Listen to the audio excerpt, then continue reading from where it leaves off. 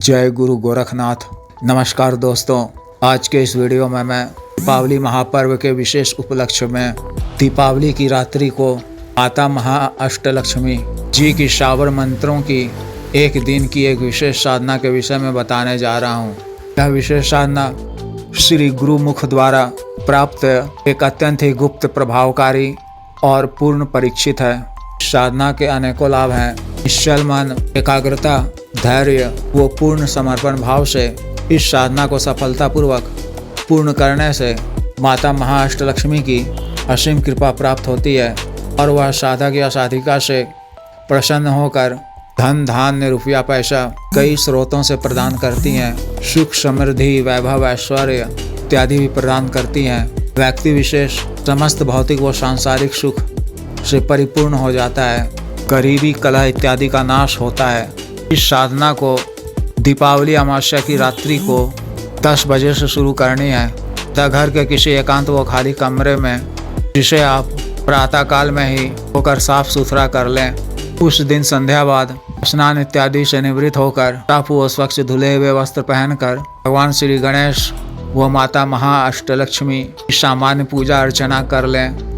फिर रात्रि 10 बजे साफ व स्वच्छ पीले या गुलाबी रंग का वस्त्र धारण कर उत्तर की दिशा में मिट्टी के एक नए दीपक में गाय के शुद्ध घी से श्वेतार्क की रुई से पड़ी हुई बाती वाला एक बाती का दीपक को प्रज्वलित करें और पीला या गुलाबी आसन बिछाकर उत्तर मुख कर बैठ जाएं। दीपक की लौ को अपनी तरफ रख अपने सामने कुछ दाईं तरफ रखना है। फिर तांबे या पीतल या चांदी का उपलब्ध हो तो एक प्लेट यानी पात्र में ताज़ा कमल का एक फूल, वो पीले और सफ़ेद रंग के सुगंधित पुष्प को रखें और भोग स्वरूप दूध की बनी स्वादिष्ट खीर, पंचमेवा, गाय का शुद्ध देसी घी, शक्कर, मिश्री वो दूध की बनी सफ़ेद मिठाई माता महालक्ष्मी के नाम से अर्पित करें।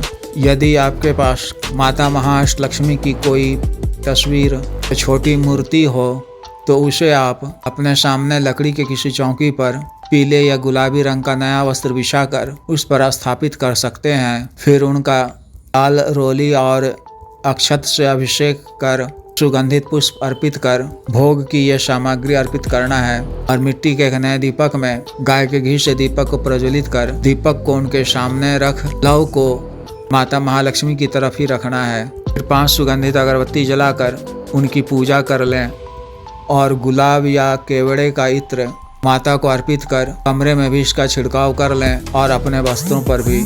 फिर आसन पर बैठकर आप आसन और वस्त्र लाल रंग का भी ले सकते हैं। फिर गुरु मंत्र की एक माला का जप कर, महादेव शिव जी के मंत्र की एक माला का जप कर, उच्चिष्ट गणपति जी की विशेष मंत्र की 7 बार जप कर, शवों से आज्ञा लेकर माँ वसुंधरा और अग्निदेव को भी प्रणाम कर नई संस्कारित श्वेतार्क की माला, स्फटिक की माला या कमलगट्टे की माला से मूल मंत्र का जप 19 माला का करना है।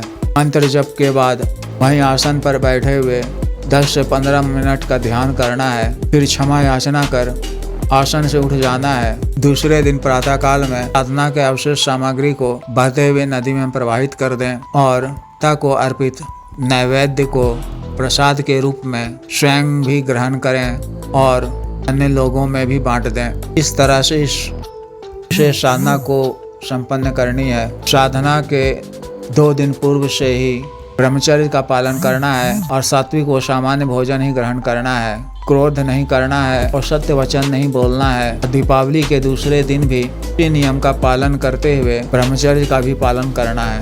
अतः जिस भी साधक या साधिका को यह विशेष साधना करनी हो वह दिए गए व्हाट्सएप नंबर पर या 8789548625 पर टेलीग्राम से मैसेज कर गुरु दीक्षा, साधना की दीक्षा, जागृत मंत्र, संस्कारित माला, उच्चिष्ट गणपति तंत्र इत्यादि साधना सामग्री मंगवा सकते हैं। इसके अतिरिक्त सामान्य औषध रोगों के लिए विशुद्ध आयुर्वेदिक औषधि मंगवाने के लिए भी संपर्क कर सकते हैं। आदेश।